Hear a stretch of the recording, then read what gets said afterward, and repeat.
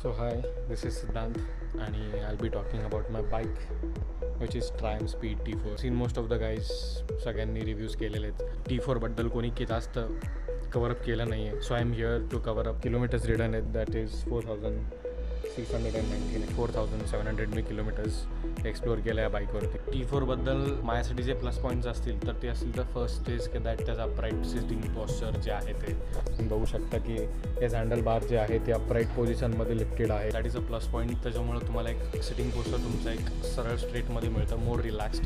Okay, थोडंसं ॲग्रेसिव्हमध्ये जात नाही. T4चं ॲक्च्युली फुल फॉर्म इज की that you have maximum 70% of torque of this bike till your fourth gear. So that is the reason which is it is called as T4. Between this 4,700 किलोमीटर्समध्ये मी दोनदा गाडी servicing केलेली. Okay, सेकंडवाली माझी आता recently just झालेली आहे. Break pads वगैरे चेंज केले आहेत आणि I have met with small few accidents but that is okay.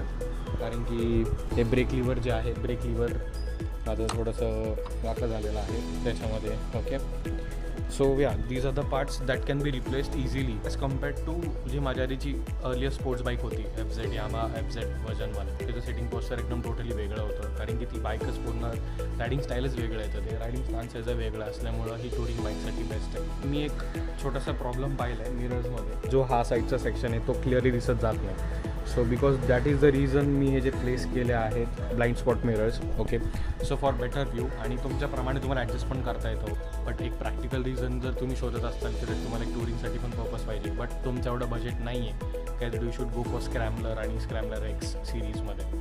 So T4 is the best option I could recommend for.